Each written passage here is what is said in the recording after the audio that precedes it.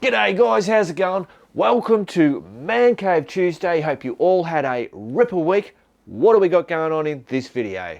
Testing some bike cleaner stuff. Check out what Nay's up to in the woodshop. Show you me 3 new bike jumper starter thingy. Pete on the highway. Tynan drops over and oh my God, 3 super cool motorbikes, and he gets some t-shirts and bits and pieces. Do a bit of a chat in the old garage. Episode 4 of Pete's truck build, and of course we do BB news and shit. Righto, let's get into this bike cleaner.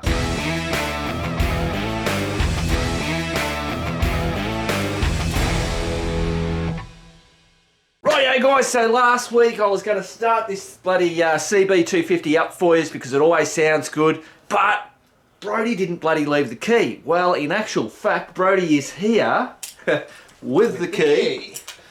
Where was it? Yeah. Where was it? It was about 2 meters up there, I reckon. In the man cave with the bloody helmet and bloody shit. Righto, let's hear this thing start up. Hey, actually, Brody, I noticed your L plate's gone. Yeah, we lost it the other night. Yeah, it was Matt noticed when we got back. Yeah. No, you got no L plate. I don't know. I'll have to stick the next one on. 5 years off, all good. Yeah.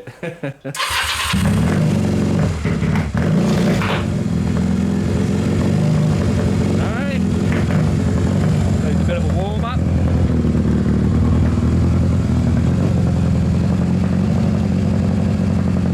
Cool as.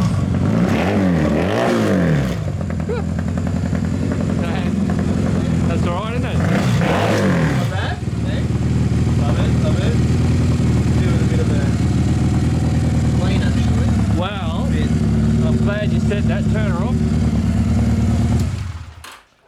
So you guys know that I've got these 2 products to do a review on, and I thought, well, why not give it a bloody test run?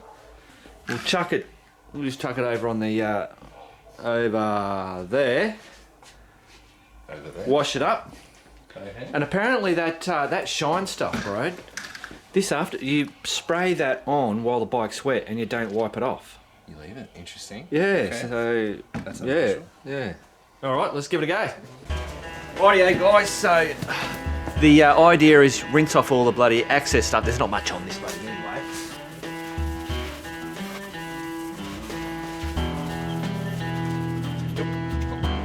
Righto, so we've rinsed off the excess dirt. Brody's now going to just spray this green shit all over it. And then we've got to wait, how long did you say? 15-20 minutes. 15-20 minutes. Let's do this magic. Beauty. All fast motion.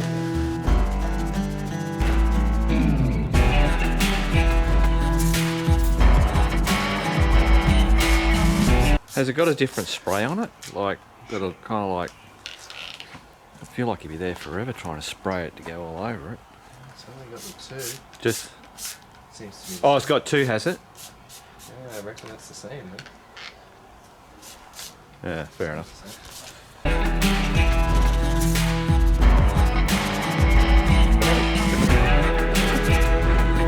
Because yeah, that's the thing, it doesn't kind of like spray everywhere. Yeah, it's more of a stream spray, which Yeah. is surprising. I would have expected it to spread. I suppose it's trying to make it foamy. Yeah. So this is from the UK. Matt, they say to wait, you know, what'd you say, 15 to 20 minutes? 15-20 minutes. a Or little bit better. longer. And but here like if you're doing this during the day, that'd dry. Like right now's all right. I would have thought so. Yeah. But I mean, it is soap, so it doesn't exactly dry out. Yeah. I always wonder that if you let something dry, does it lose its effectiveness? I don't think it would, if I'm honest. Well, there you go, guys. That's it. Mark it at 8:07. We'll give it. I reckon we'll give it 15 minutes, bro, because we're going to lose light real quick, and you guys won't see shit. Guys, it's been a couple of minutes, and I was just saying to Brody, I wonder if what it does to the fly shit. And there was fly shit there, and I went like that, and it just. Oh, here we go. Over here. Here's some bloody fly shit. Yeah, look at that. Your normal stuff wouldn't do that.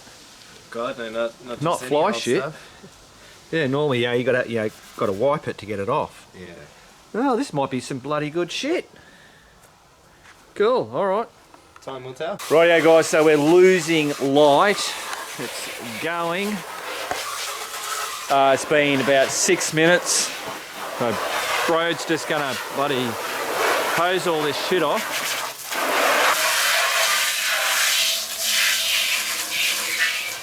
We actually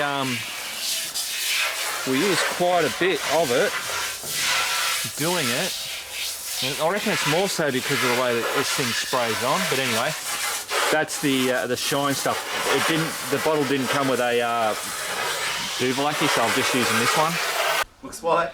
It does, doesn't it? Geez, guys, I reckon it's done a really good job. Even like just looking at that. Yeah, and so we haven't wiped it.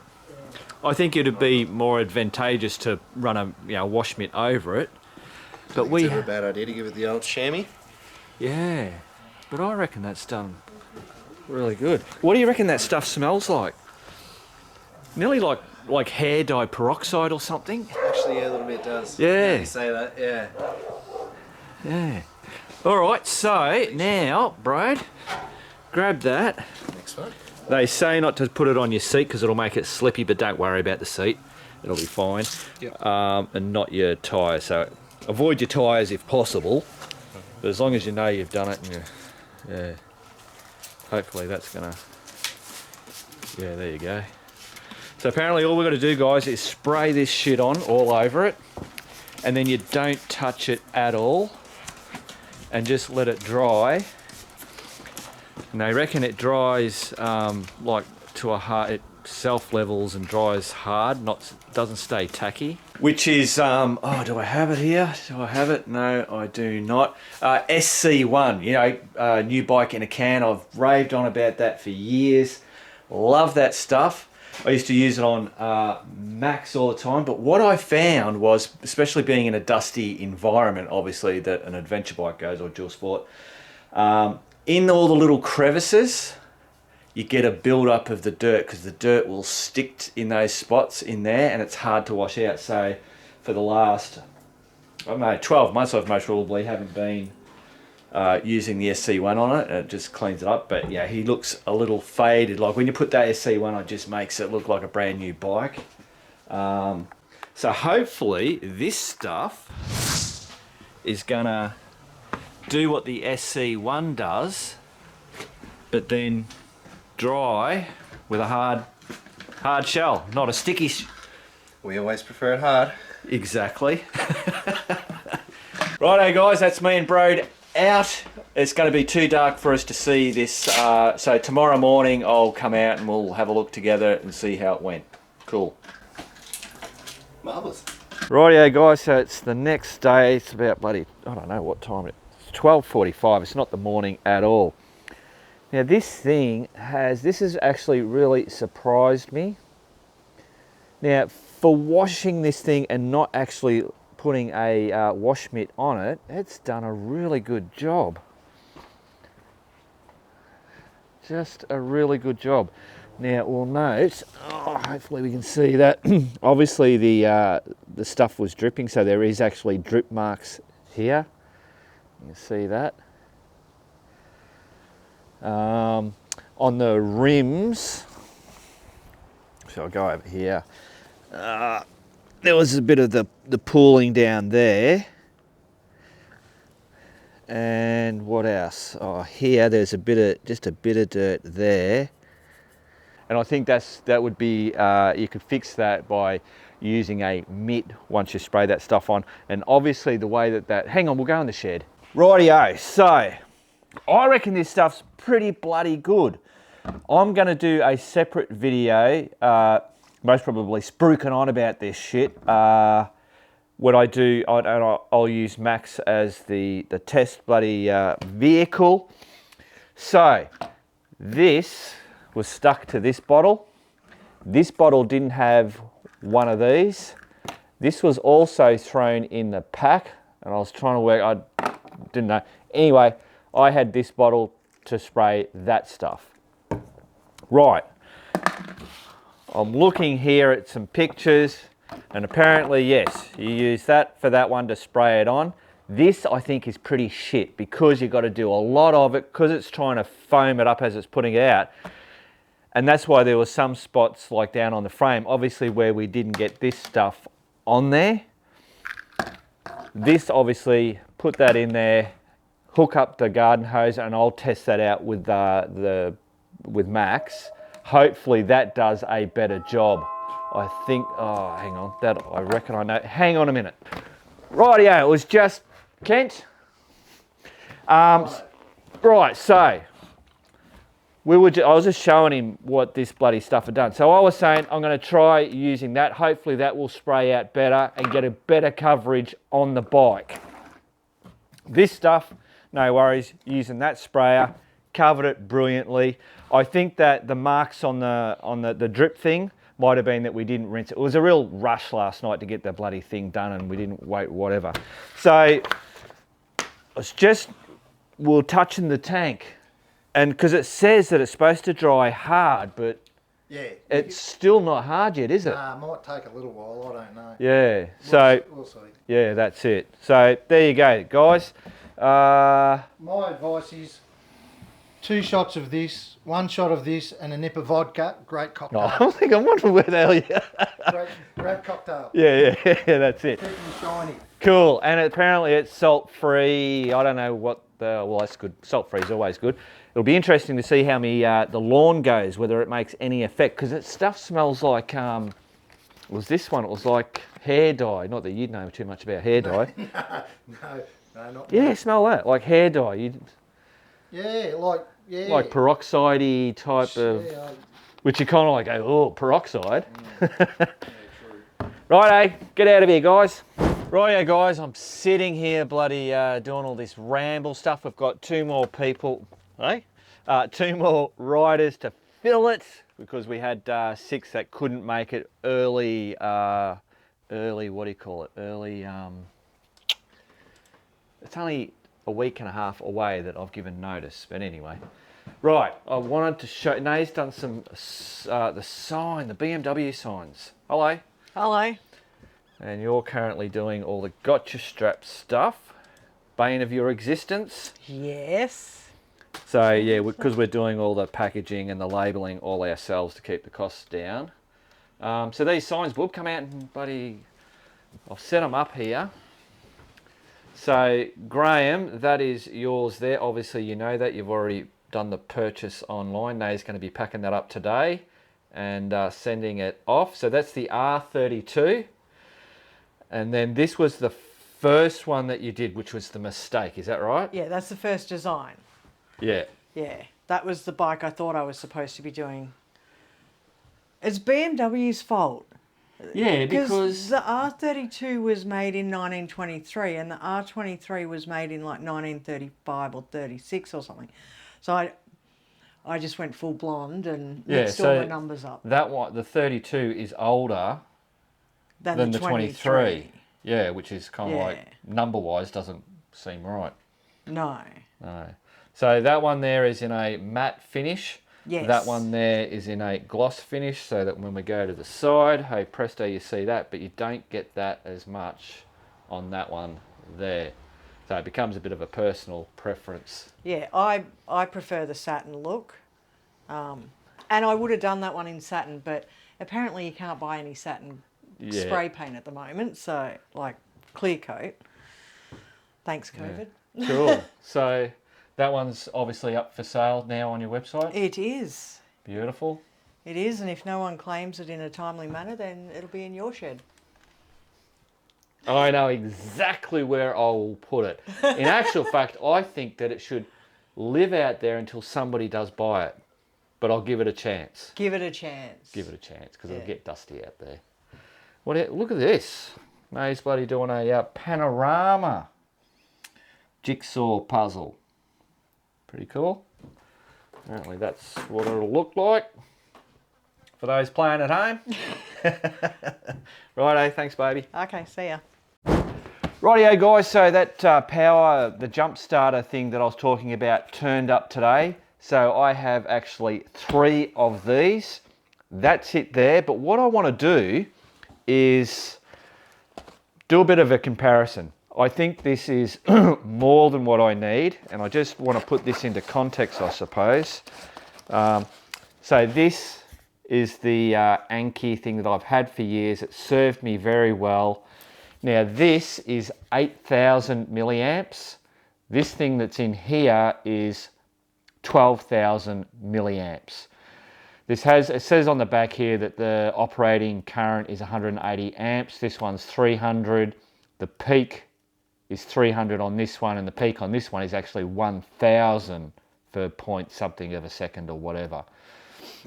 So a lot more juice in this one.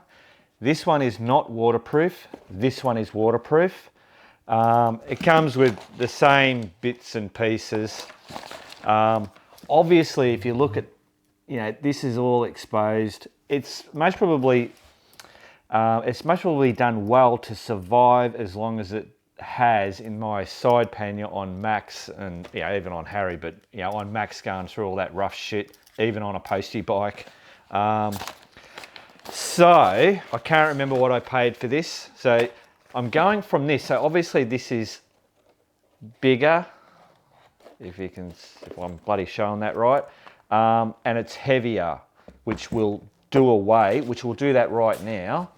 If I grab this, I'm going to keep this container. We'll see this container in a minute. Turn that on. So this is what I've been running with, because I love trying to bloody make things lightweight. 462 grams. This weighs, I think it was 989 grams. So double the weight, most probably call that nearly double the size. Just for those of you that might be interested in that kind of stuff. Right, so like I said, I've got two of them. So this one here is going to go into the Jeep. This one here clearly is going as a giveaway to a lucky crew member, so that'll get added into the giveaway stuff.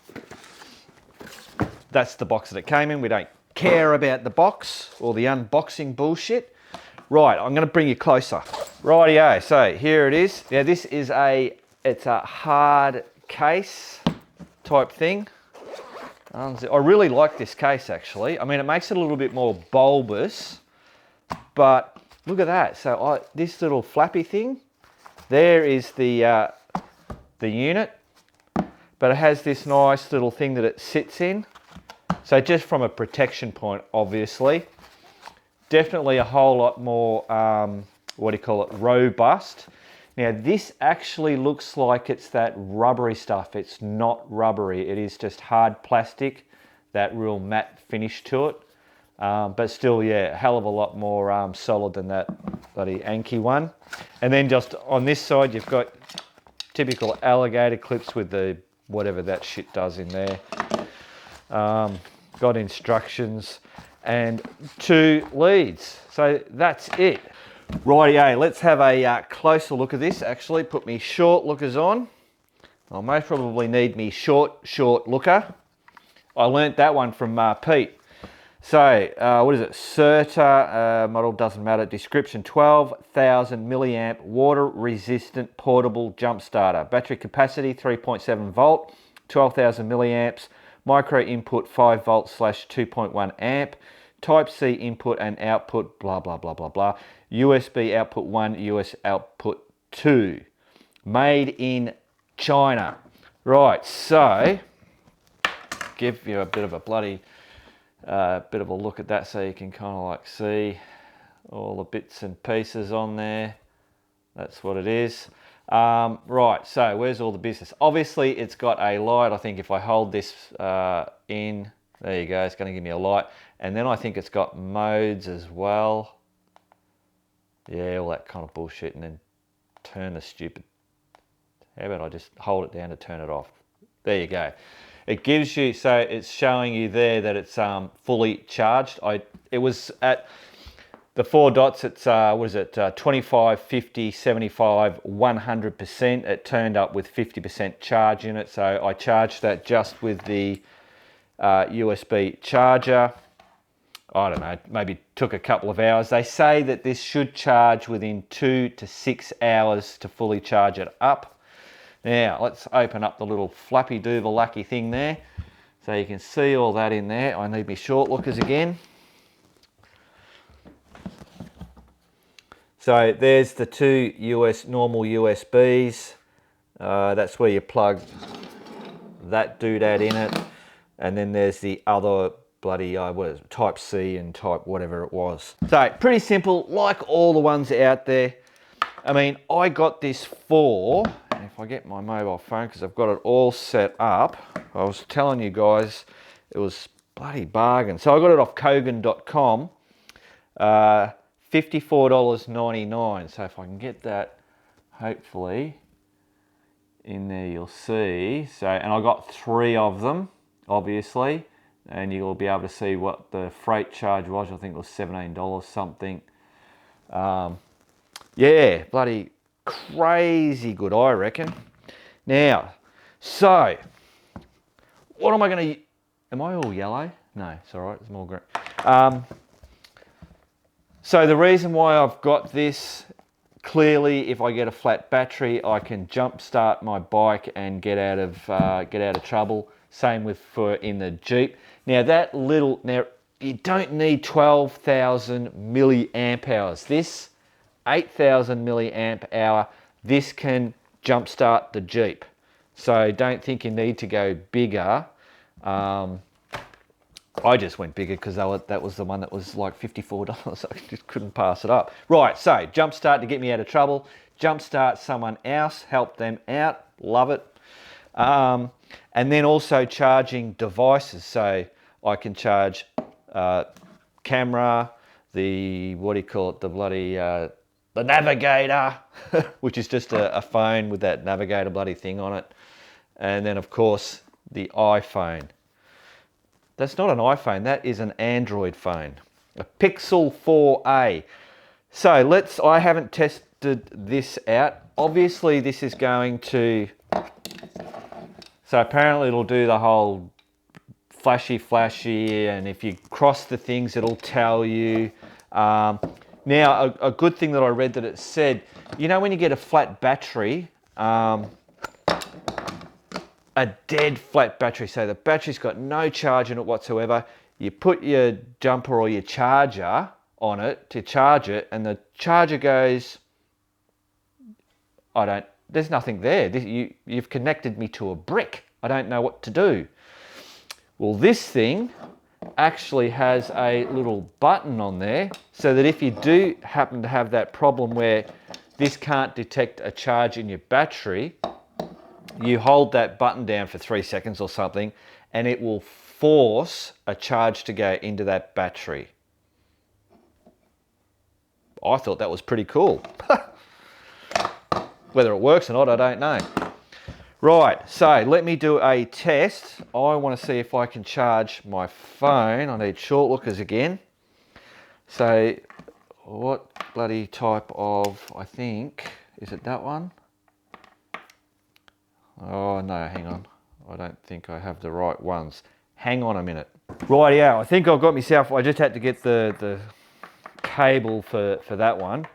So if I plug that into there, I should see a little light come on to say that it's charging.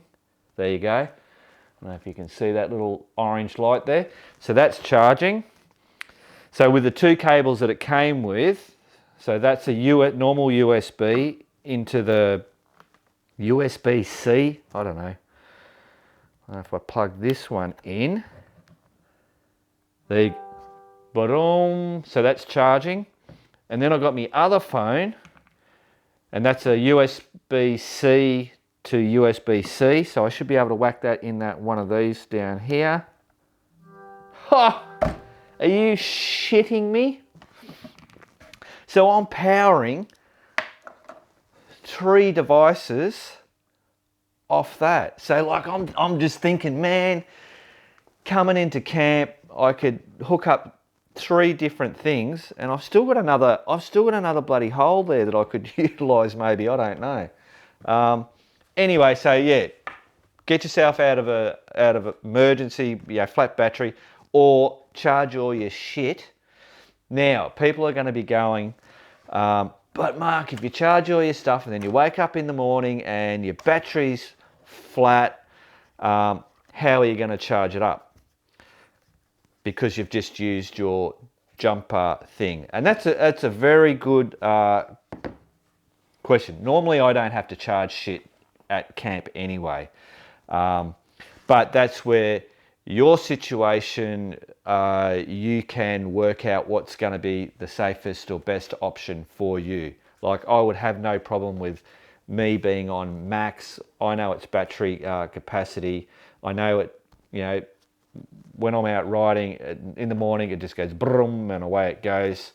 So anyway, I don't know. I know people would comment about that because I've had that happen before. So there you go. $54, whatever it was, $55 off Kogan.com, not sponsored or anything like that.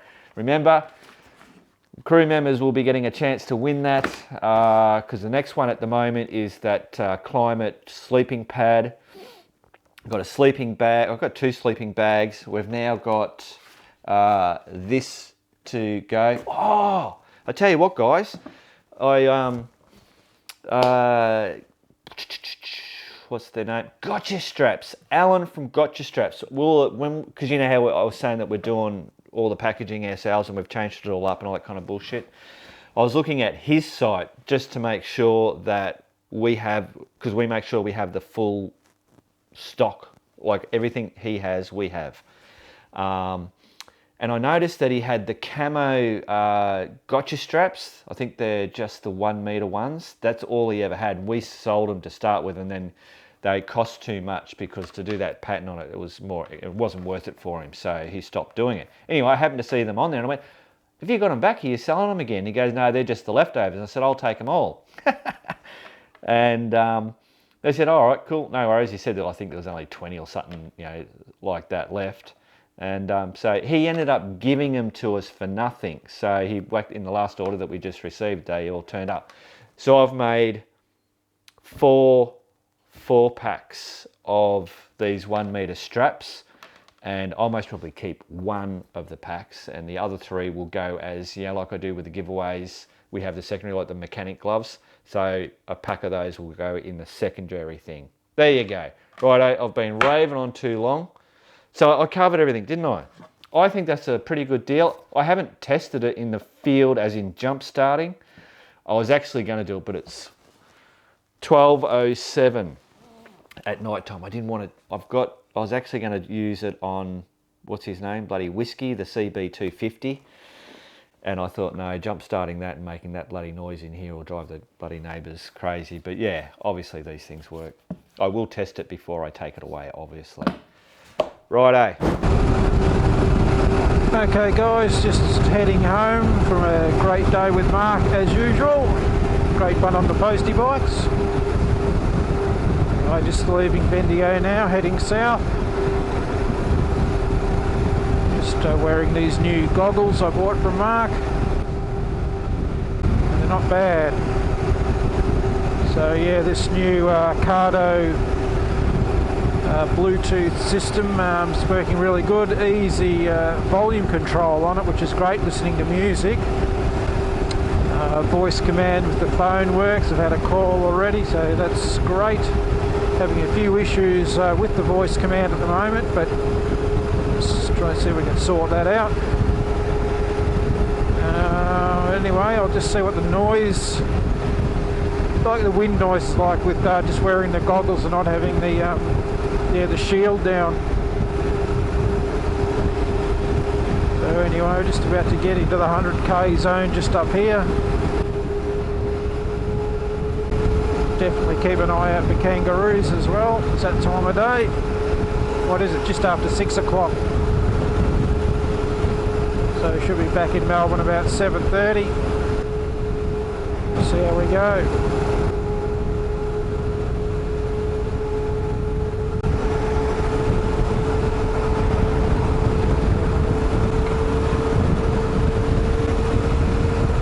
Guys, well, might turn you off and we'll bring you you back a little bit further down the track. Guys, Tynan's bloody rocked up. We're going to show you the bloody cool bikes out the front. Mrs. the mate's just pissed off. It's alright. He's legged it to look at other stuff. Now, I don't know how long ago Yeah, this was there sent, he but this is, is from mate. Captain D. Bruce Patterson, Kentucky State Police. That's pretty. He had a few. Do you remember? He made a comment on the bits. Yeah. And then he felt bad with the comments that he made, so he ended up sending. Because we ended up talking back and forth, didn't we? Yeah. So I think this. Yeah. Which one's mine? That's mine. Yeah. So you've got. Oh, how good! Look at that. That's awesome. You're gonna love it. Bowling Green, Kentucky. That's Yeah. so good. Now you get that. How good is that? Check it out. And That's cool. there's another one. That's awesome. So you'll get one. Thank you. Pan around, go. Pan around. What a legend. Well, thank you. Stubby holder. Well, you can't go wrong with that. Oh, hang on, there's more. Oh, this is the poker chips. They bloody. Oh, cool. So I didn't know about. Yeah, that's like a big Harley thing. Yeah. So, am I in focus? That, the badge. That's super cool. Oh, it's pink. Oh, he was thinking about me. Look at that. He knew. Yeah. That's it. fantastic. And I Yeah, you got one too. got one Check that too. out. But I tell you what, because I don't ride Harleys. I like Harleys. Don't get me wrong. But there you go. Are you sure? Yeah, for sure. You Mate. riding Harley, so you might as well bloody, you know. That's awesome. Thank you. Thanks heaps, bloody ripper. Legend. Rightio guys, here they are. Check these babies out. Bloody hell. So, Tynan, start talking because you love to talk. No, that's not Righto, bad at all. tell us quickly about this and don't go on forever. This one's mine. Yep. This is my daily rider. This is a 1998 1200S Sportster. So this was their like flashy sporty model. Instead of being a sports bike, we took all that off and turned it into a bit of a chopper. As you do, and for the guys that don't remember, we did the bike talk. This is have you still got pink bits? Yes, I do. Yes. But this is way easier to ride, more reliable, so I just ride this. Yeah. Cool. Come over closer. So this one's not all that. We played with it a fair bit, but it's just how it is. Yep. This is Larissa's new bike. This is a 97 Yamaha XVS 650. So this is her upgrade from a Virago 250 now that she's off her learners. This one is only just come to us. Yes. This is only 3 weeks with us. Ah, So brilliant. This one's still an unknown quantity to someone. But yeah, this one's kind of cool. Someone's already done a bit of a bobber job on it. So this was meant to have a big full fender and all the big lights and stuff, but someone's already put a spring seat on it and made it look kind of cool. Yep. So that's good, less work for us. Yep. We don't have to do that. And then this one, the nicest one of the bunch, is Daniel's, which is a 2020 Sportster 1200 Custom that he did 40 Ks on and then got the grinder out. And When he says 40 Ks, that's dollars. I'm just clarifying that there for the people. No, 40 kilometres from the dealership, Oh. and then we tore the whole bike apart. Oh, right. I thought you were saying you spent 40. No way. Oh, No right. way. No, But yeah, that's- you've bought it brand new. Yep. Rode And it yet- out of the dealership, rode it around town once or twice, and then And this is what it looks Cannibalised like now. You just wouldn't know, would you? And I haven't seen the thing when it was brand new, but I can bet you balls that's bloody way better. It was ugly. it was. Yeah. Oh, like they're still good looking bikes, but Yeah. this is more to our taste. You're just going to have to deal with the barking dog. I can't do anything about it. But yeah, so Yeah. this one's pretty cool. And this is because it's a modern bike. It's got ABS injection and all that good stuff. All right, and that's all still there? Yeah, yep. So that's all unmodified. So this one is still a nice, new, safe bike, other than Yep. pipes and yeah, all that kind of thing. Skinny little handlebars again. Yeah, I love the tyres. They're awesome, aren't they? They're so good. Yeah. It just it does so much to the look, doesn't it? It does. Yeah. Because that's your Firestone, isn't it? Yeah. Yeah. Yeah, no, they're pretty cool.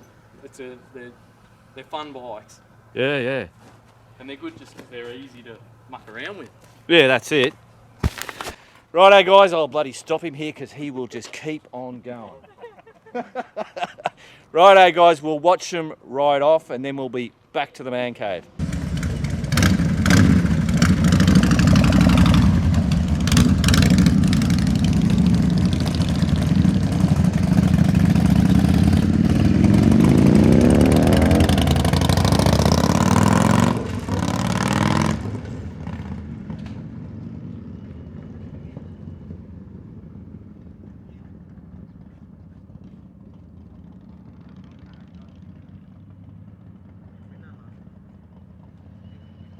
Rightio guys, so I want to have a bit of a chat in regards to the previous video that I did, and that was the me and Pete out on the posties over in bloody Shacklands, just carrying on like a bloody pair of larrikins, having a ball on those things.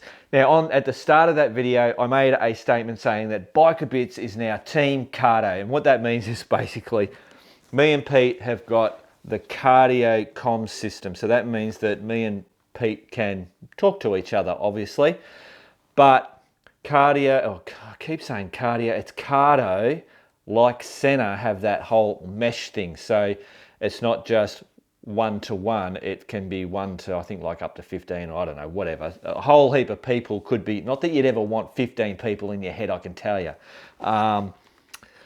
So we've spent the dollars on buying, we got a duo pack, and we've committed to doing I did a whole heap of research on it. Cardio seems to be, well, clearly is the leader in this technology. At the moment, it changes, obviously. So there was a few things I want to mention in regards to that, and that is it. So we've just got the cardio, Bob's got a cardio, Chappie's getting a stop saying cardio, Cardo. I also had a guy mention saying that, yeah, he got a mate lent him a Senna unit and they used it on this big trip and it just worked really good and continues to work really good. And I went, yeah, I agree.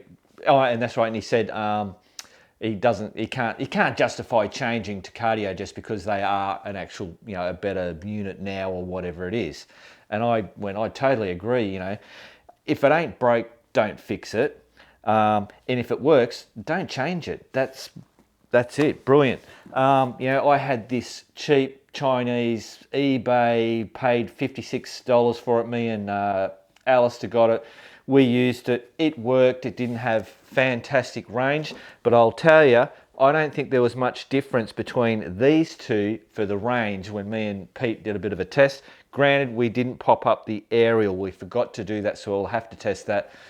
But in some of the reviews, I do remember people saying that they didn't think that the aerial made that much of a difference for the length.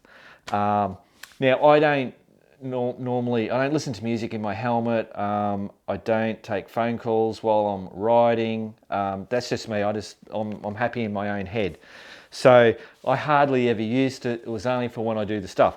The difference between these and this type with the Cardo and the Senna as well is they have that mesh.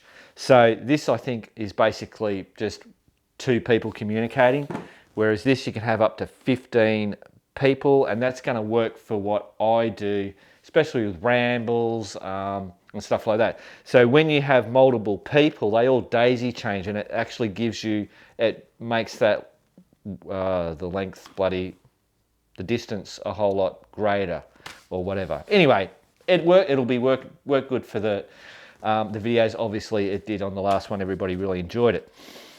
Which brings me to, I just wanted to, just so that people weren't confused, in that video, when you're listening to me and Pete talk, I had a camera here with a microphone. Pete had the same thing. So what you're listening to is the audio from the camera and its mic. Nothing to do with that. We were hearing each other. You guys weren't hearing through the cardio system, you were hearing through that. So don't think that that audio is the audio on here is as clear as what it was that you heard. That's the point I'm trying to make. And in that video, it's a lot of bloody work. As soon as you're doing that, when you've got two cameras and you've got two lots of audios, you've got to cut. some of the small amount of that I had, you were hearing both my audio and Pete's audio all at the same time. They were combined. But it gets a little bit noisy when you do that, and you'll notice it when you watch the video. But I had to do that because there was times when we were talking kind of like a bit over each other, and also, or Pete or myself were saying something funny and Pete or myself was laughing. And if I had to cut the other person laughing out, it wouldn't have been as good an experience to watch. So, yeah, so that's the difference there. Anyway, there you go. So, end of the story. Biker Bits is using Cardo. If you've got a cheap one, a center one, a Uclear, whatever the hell you got, and it works for you, stick with it. Right, now the other thing that I wanted to talk about from that video, so you saw me and Pete, I was on Charlie, Pete was on Tango, and Tango, it was bloody working great. I had the video before that about why won't Tango start, and I've run it through all that bullshit. On the previous video, I said Tango's been starting up, no worries, since I did the stuff arsing around. Rightio guys, I don't know where this footage is coming into a particular video, but obviously it's the continuation. So, the last video on this is the next day, it's lunchtime. I shut it off yesterday and it hasn't been restarted, so this thing is dead cold. That's Kent. Oh yeah. Dead cold. Kent's just popped over. So all I've got to do is turn the key on, run. I'm not going to try I'm going to try it without the choke. Lots of comments from you guys, lots of different ideas.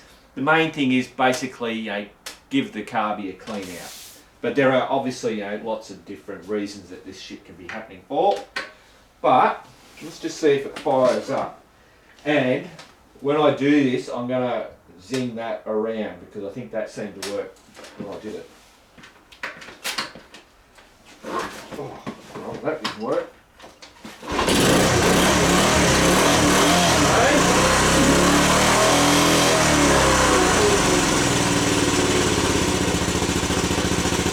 Like a brand new one. A brand new one.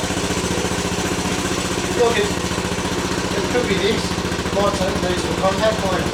Yeah, it could be. So, if I turn the key off, I'm going to turn the key off, guys. It's still running. But if I turn it off there, that's the only way I can turn it off. So now someone asked if the key's off, so it's now off, that's on, does this thing start up? And I didn't know the answer to that because I don't know whether I've tried. Well, that's a good question. Yeah. Yeah. So obviously there's got to be... Wow, that's just starting brilliantly. I've actually ordered a rebuild kit. I would normally go, hey, this is working, just don't worry about it. But I want to have a shot because I don't really do much with the engines and all that kind of stuff, so I think it'll be just a bit of fun, educational for myself. Absolutely. And obviously I'll show you guys as well of me pulling one of these apart and hopefully not stuffing the bloody thing. So obviously there's got to be, people were saying about the black and white wire that runs around could be busted. Yep. Yeah. So that means that key was not working at all. And it's just on. It's just in the on position. Yeah. That's right. So don't leave it parked in the middle of the street. Yeah.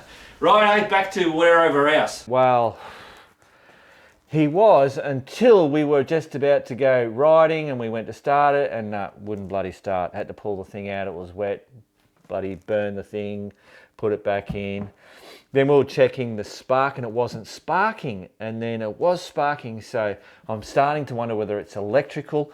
But a lot of people gave a lot of good questions on the previous Why Won't Tango Start video. Checking the valves. I've ordered the carby kit, so I'll be doing the clean up the carby and doing that.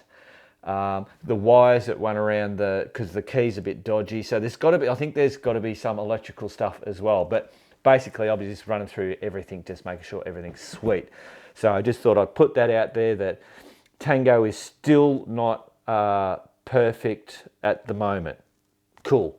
Rightio, so I've got one last thing to talk about. So me and Pete did a ride with the two DR650s, and we went through that dry creek bed? Dry creek, just a dry creek. And it was really cool, and we're going to go back and we're going to start at the start or the end, whatever it is, and then just see as far as we could get. We'll have to do it on a bit colder day because it's hard work because it's all sandy. Anyway, in the postie, the one that we did, the postie bike, bloody mayhem video, whatever it is, I asked people to give me some names because I name all the different areas. So I've got the Shacklands and Big Sister Alley and McDougall's Crack. And in actual fact, I've got out this, I was doing a map series. I haven't done one for ages of all the different places. So this is what I was doing. Oh, you can see that. So it's not exactly to scale, but it's basically, here's Biker Bits HQ, and it kind of like gives you an idea. So all the places that, I generally go, I'm putting on here. So I'll just quickly run through some of them. So we've got the Proving Grounds, Shacklands, Rattlers Pass, Big Sister Alley, Serpent's Run, McDougall's Crack, Pride Rock, Welsford Forest, Checkpoint Charlie, Krusty Demon Pit, Boulder Mountain, Friars Ridge, Kamaruka. There's actually the Chook Run, which I haven't got on here. Chook Run at Kamaruka, Devil's Playground, which is up Kamaruka way, Needle Farm out at Castlemaine. And I was saying to the guys, because this is another cool little spot, and I want to make I like to make a name. It's fun. It also, you guys, when I'm saying, we're in the Proving Ground or we're over at Shacklands or whatever, you guys start to understand, and then having this map kind of gives you a bit of a understanding of where those places are around me, if you know what I mean. Heaps of people gave such great ideas, and it was really good. What I've done is I've gone with Scabbers Wash. Nobody said Scabbers, but a wash was a big one that quite a few people used in conjunction with other words. I've just picked Scabbers for, I don't know, just popped in my head and I thought, Scabbers Wash. That sounded pretty cool. So that's what we're calling that dry creek bed river. It's a creek, can't be a river. If it's a river, it's not a creek. All right, so there you go, Scabbers Wash. Brilliant. G'day guys, well welcome to episode 4 of the truck build. Now in this episode we'll be finishing off all the parts in steps 1 and 2 in the instructions. So I'll be painting in this episode, and speaking of painting, last episode I said I was going to paint the chassis blue. Well, speaking to Chappie the other day about different colours, he sent me a photo of a white Mack truck. It had a red chassis. I thought it looked really cool, so I've changed my mind. The chassis is now going to be red, so let's get into it. Okay guys, so here's the red paint that I'm going to use to paint the chassis, and I'll introduce you to my air compressor. There it is there. See it in there. And there's the airbrush as well. I'll just grab that. You can hear that? That's the airbrush. So I'll just clear the deck of the other components and we'll get into painting this chassis. Okay, we'll put get the red paint and we'll put it in the airbrush. I'll just show you that process. So normally I'll just stir it up. I've already thinned this paint out with some thinners. And I usually like the consistency of milk. You can just see the drops coming off that. That's about the right consistency. Anyway, I just usually pour it in like this if I hope my arms aren't in the way. A little bit of red paint like that. And then I'll usually test it first just to make sure that the paint's coming out correctly.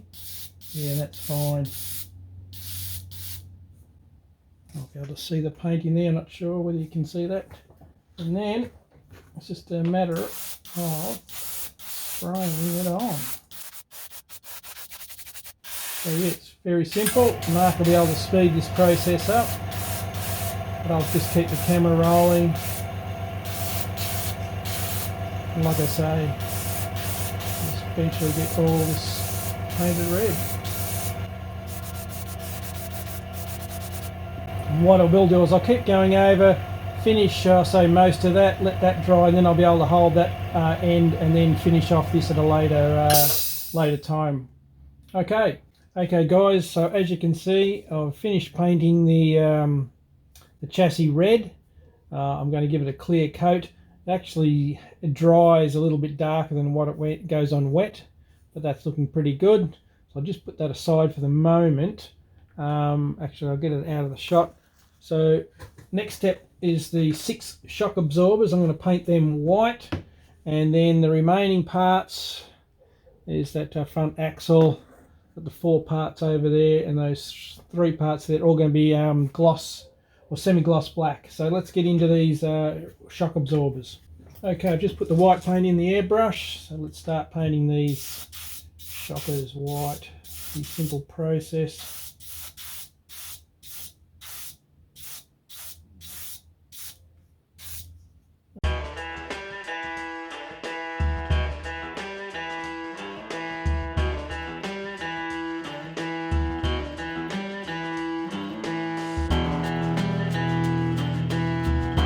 And I've noticed on the pegs I've written the actual component number, so I know which ones are which. 54, 48, so that's just another way I know which part is which. So we'll just put them aside. I'll clean the airbrush out and we'll start painting these bits black. Okay, I've loaded up the airbrush with the semi-gloss semi-gloss black paint. So let's get into it. Here's the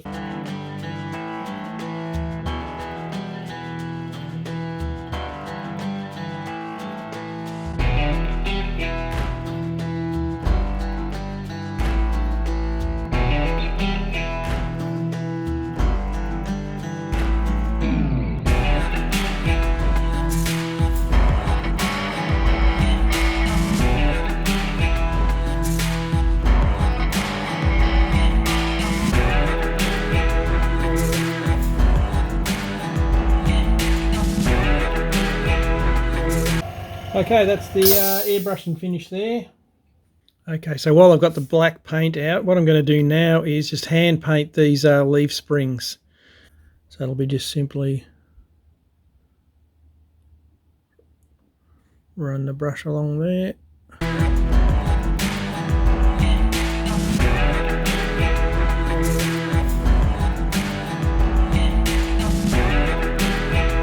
We'll just leave it at that, and I'll finish that off and get back to you and show you the end result. Now I'm just going to show the completed chassis. I ended up giving it 2 coats of red, and I've given it a coat of clear gloss. And I'll just show the hand painted leaf springs there. I'll just pick it up. So yeah, that looks pretty good. Really happy with that.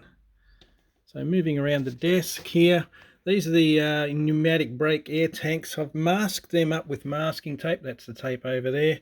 And that's just so I can paint the strapping that holds it to the chassis in aluminium. So we'll go through that in a minute. Back here, these are the brake master cylinders. They're the 4 rear ones. These are the 2 front ones. So they need us to paint those gold and red. So we'll get into that as well. There's the paints there, the gold and red, and the aluminium. That's what we're going to be using. They're the finished black components there, and they're the finished shockers there. So let's get into the hand painting. Okay, just go through the process of painting these bands aluminium. So just got a very fine brush, dip it in the paint there, and then just carefully run it around the strapping. And hopefully the masking tape will do its job. But if any paint does leak underneath that, we can just touch it up with black.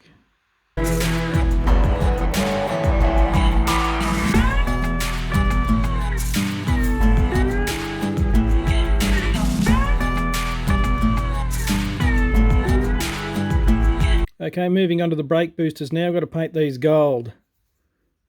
I'll see if I can keep it in focus. Sorry about the neighbour's dog barking there again. Anyway, just looking over the camera here, so it's not all that easy to do this. But it looks like it's staying in focus, which is good. So then we just turn it over. Looks like it's gone out of focus there. I'll try and get it back in for you. Where are we? Come on. There we go. I'll try and hold it there. So again, I'll just finish this one off and move on to the other 5 and come back to you. Well, that's good, it's staying in focus. I may need 2 coats of gold, but there we go. Now with these brake boosters, it also calls for the other part to be painted red on the brake booster there, so I'll just quickly show you that. I'm using a colour called Chrysler Engine Red. It's a brighter red. So hang on, I'll get this in shot for you. So yeah, again, it's just going ahead and hand painting what you need to do. So hopefully this is in focus for you. It's a bit hard when I'm looking over the camera.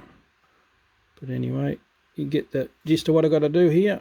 So there's a close-up of the rear boosters. You can see that the gold will definitely need a second coat. The red's looking okay though. So yep, that's what I'll have to do next with those, and also the front ones probably need another coat of gold on them. Even there's a little bit of a touch up there that I need to do. And I've just taken the tape off this cylinder here. You can see the masking tape still there, but back on here you can see the effect that that gives. So it looks pretty good. Alrighty. Okay guys, well that's the finish of episode 4. We've got all the parts in steps 1 and 2 done and dusted. So next episode, I'll glue all those parts in and we'll have steps 1 and 2 of the instructions complete. And we'll also start on hopefully steps 3 and 4 of the instructions. Hope you enjoyed the build, and back to the man cave. Rightio guys, it's time for BB news and shit. First up, we've got a new crew member. Here he is, Michael Smith from the United States of America. Good on you, Michael. Okay, so the other thing I've got to mention for the crewmen that didn't get a newsletter or didn't see it or whatever, I always call it a newsletter, it's really an update. It's a crew update, which is an email that gets sent out in the form of a newsletter, I suppose. Right, so the giveaway, which is at the end of the month, is for this climate sleeping pad. There it is. There is still time to get on board or to, you know, go to the cruise site, go to the freebies giveaways, and you'll see it sitting there, and just bloody put your details in, and hey presto, you're in for the chance to win that thing. There was something else I was going to say. I don't know what it was because I just lost my train of thought. Oh, that's what I was going to say. There is over 60 people going in the chance for win that. That's the most we've ever had in a crew giveaway, given the fact that we have over 250 crew members. Bloody ripper. Right, okay, so now what I want to do is a shout out to, put my short lookers on. It's a shout out to, it's not really a shout out, I don't know if you know Chronicles of Solid. He has a YouTube channel I've mentioned him plenty of times on the thing. And one thing that he does, and he does really well, is, not that he does, the adventure, hang on, let me bring it up. It is adventure news. He calls it something. ADV news is what the hell I'm trying to say. Sorry guys.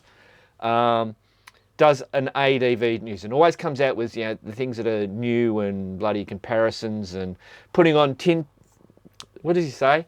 Let's put our tin foil hats on and work out what a particular thing's trying to do. And in this case, it's the Honda Transalp. Apparently they did a trademark or something for Transalp, which anyway, he explains it. I'm just going to run just the first little bit for you. I'll have a link to that particular video in the description. Hey guys, Chronicles of Solid here, and welcome back to another episode of Adventure News, where we talk the latest, the greatest, and sometimes the hated adventure and dual sport stories. And we've got fresh rumours of Honda's plans to make a middleweight adventure bike. It looks like it could be a Transalp. So if you like heavy speculation, putting together all the pieces of the puzzle, so let's put on our tinfoil caps, roll that intro and get straight into it.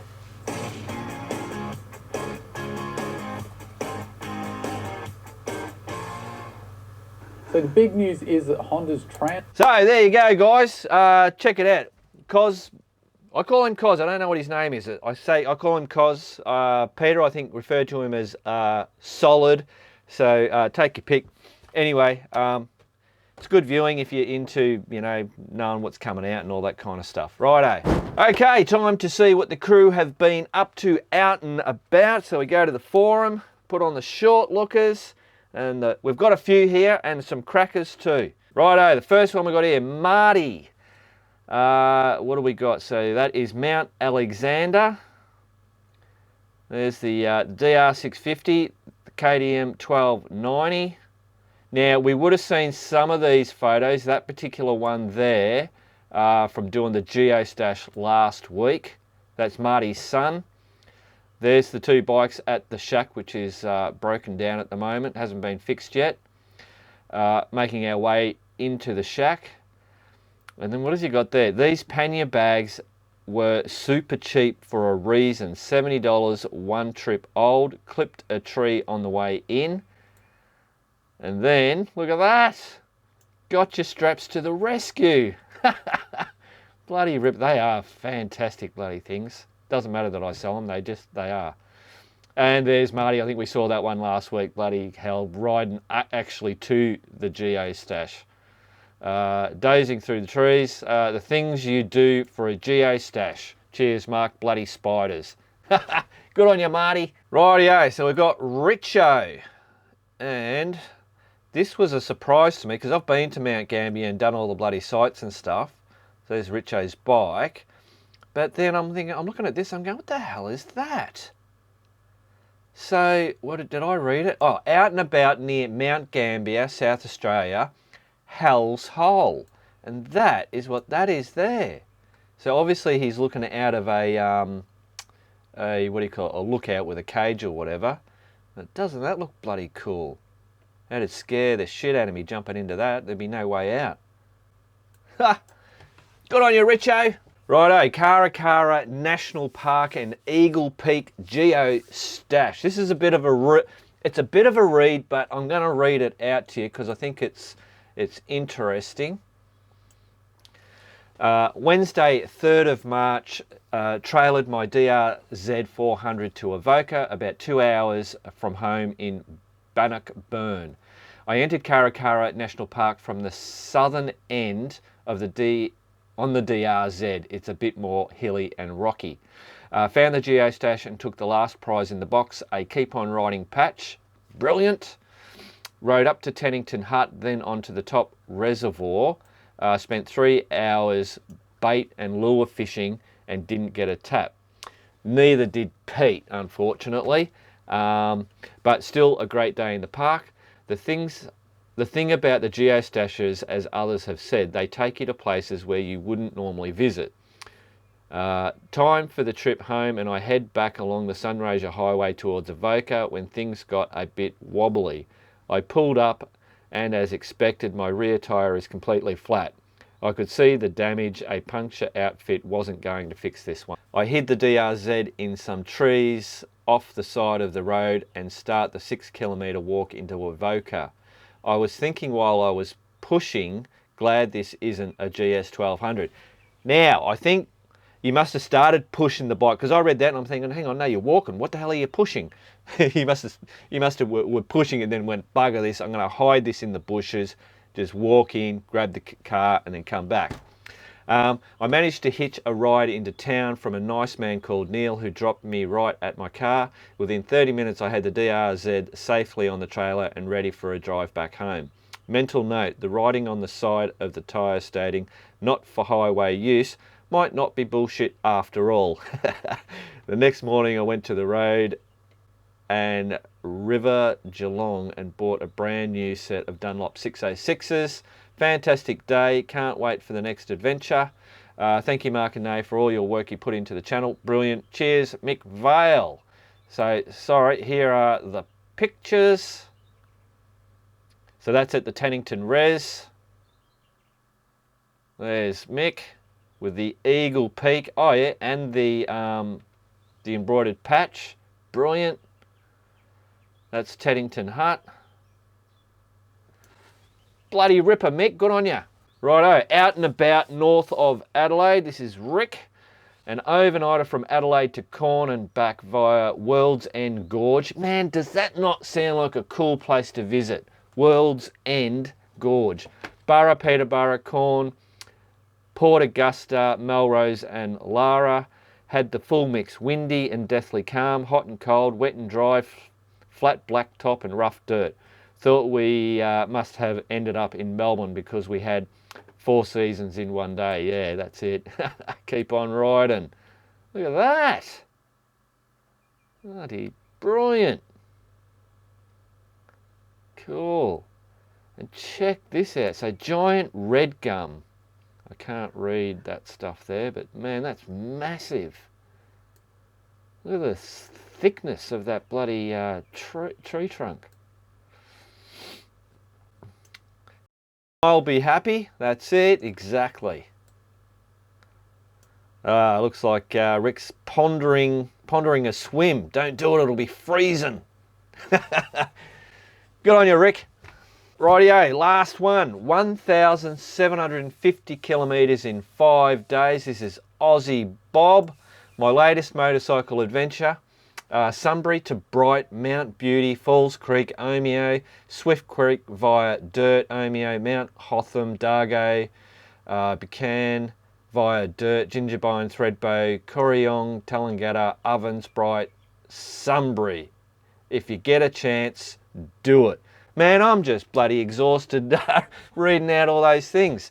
So I believe Bob, what is it? Mile Munching has a YouTube channel. He started doing tours, and I think he got Bob to go on a ride. He's trying to set up a ride. This is all through the Alpine, big mountains and all that kind of stuff, where he can do a ride or set up a ride for people. Hopefully, I don't think it's private, but where people can do two up, go on a tour doing two up, or a bit more relaxed, not too much hardcore stuff. I don't know, whatever.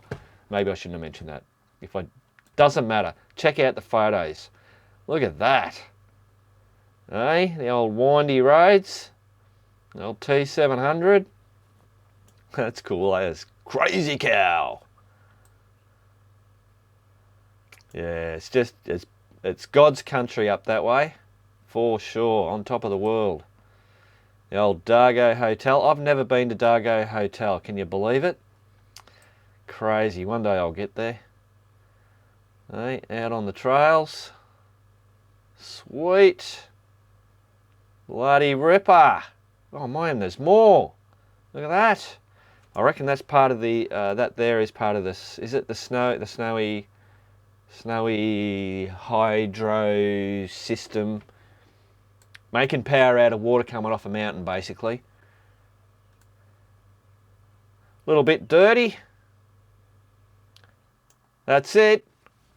Good on you, Bob. Well, there you go, guys. That's BB News and shit done and dusted. Right, back to the Man Cave. Well, there you go, guys. That is Man Cave Tuesday done and dusted for another week. Hope you all enjoyed it. Now, I said I've got the ramble this weekend, so Man Cave Tuesday might be a little light on. We'll see how we go. Around here, you just never know what's bloody hell's going on. So I'll see you next Tuesday, or there might even be a video popping out. Yeah, whatever. Fuck. Well, there you go, guys. That's Man Cave Tuesday done and dusted for another bloody week. Hope you all enjoyed it.